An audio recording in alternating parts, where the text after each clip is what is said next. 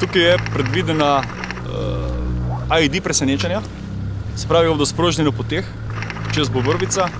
V primeru, če bo IED odkrit, kar je kompleksna zaseda, potem deluje s RPG-7 v zasedi in pa istočasno bodo z boka udarili po Bluforju.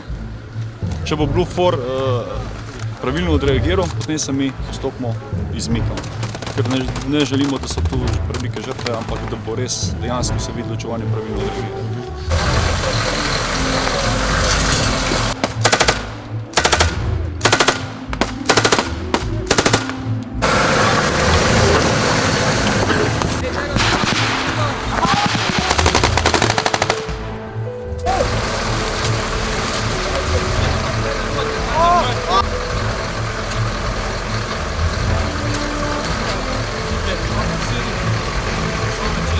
Spodaj je nek od Opforja in 3 se vidi, konice so tam čez cesto. In zdaj ste spodnje strani okoli, ker je bil prvi dogodek, prihaja okoli.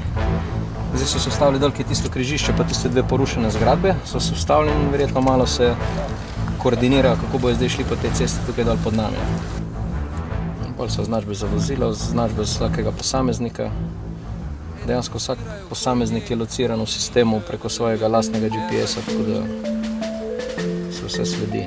En opazovalec kontrolor se premika za kolono, zdaj se sliši že, da se premika. Tukaj je Blufor prečkal cono, ki je samo označil kot opredelil kot nevarno cono in je v načrtovanju načrtoval detaljen pregled te cone. Izvajali so 2 metodo, levo in desno stran, vse so bili pregledali za morebitnimi improviziranimi eksplozivnimi telesi in ko so nekje predvideli, da ni nič, so nadaljevali pot. Njihov SOP, Standard Operating Procedure, predvideva, da eno vozilo gre naprej v pregled. Torej, potem so sledila ostala vozila v razdalji kar veliki, bom rekel.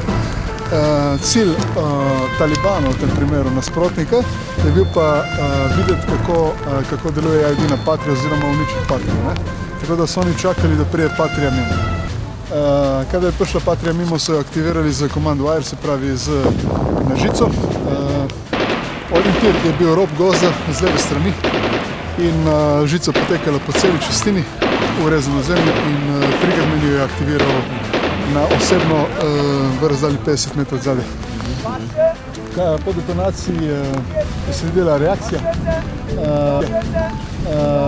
Šofer vozila je bil težko ranjen, vozilo ni bilo nično, pa je bilo premičnost vozila onemogočena in elektronika ni delala. To pomeni, ni moglo spustiti rampo. Cilj te vaje je bil tudi, da vidimo, kako da sprobajo ta postopek. Se pravi, evakuacija ranjencev iz vozila in normalno poveljevanje kontrola med stikom, med vsemi temi elementi.